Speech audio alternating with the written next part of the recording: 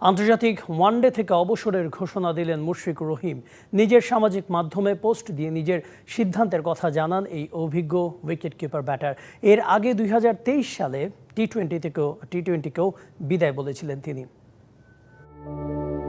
274 ওয়ানডেতে 7 সহস্রাধিক run, 9টি century. 50 ওভারের ফরম্যাটে মুশফিকুর রহিমের অবদান শুধু কিছু সংখ্যায় সীমাবদ্ধ নয়। ক্যারিয়ারে একাধিক ম্যাচে উপহার দিয়েছেন স্মরণীয় মুহূর্ত। সমর্থকরা ভালোবেসে ডাকেন মিস্টার ডিপেন্ডেবল। কিন্তু ক্যারিয়ারের গোধূলি লগ্নে সেই মুশফিকের ব্যাটেই পাওয়া গেল না ভরসার পুরনো ছাপ।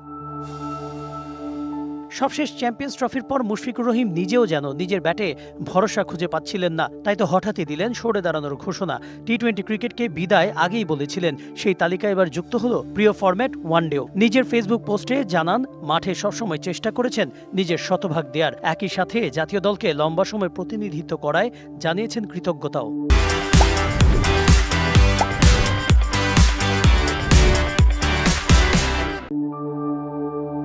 ফিট থাকা সাপেক্ষে ক্যারিয়ারের শুরু থেকেই কোনো বিতর্ক ছাড়াই টাইগার স্কোয়াডে নিয়মিত মুখ ছিলেন মুশফিকুর রহিম।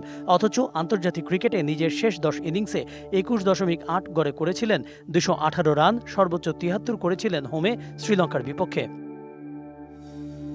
37তম বসন্তে দাঁড়িয়ে ব্যাটে রান খরাই হয়তো থামাতে বাধ্য করল মিস্টার ডিপেন্ডেবলকে। চ্যাম্পিয়ন্স ট্রফির এই আসরে গেল 2 ম্যাচে মুশফিকের স্কোর গোল্ডেন ডাক ও 2, সব মিলিয়ে ক্রমেই প্রশ্নবিদ্ধ হয়েছে সামর্থ্য। তবে খুব বেশি প্রশ্নবিদ্ধ কি হয়েছেন মুশফিক, নাকি সময় থাকতে সম্মান নিয়েই নিলেন বিদায়? তবে যাই হোক না কেন, টাইগার সমর্থকরা হয়তো মিস করবেন মিস্টার ডিপেন্ডেবল খ্যাত সেই মুশফিককে, যিনি মিডল অর্ডারে নেমে দাঁড়িয়ে যেতেন সকল বাধার বিপরীতে।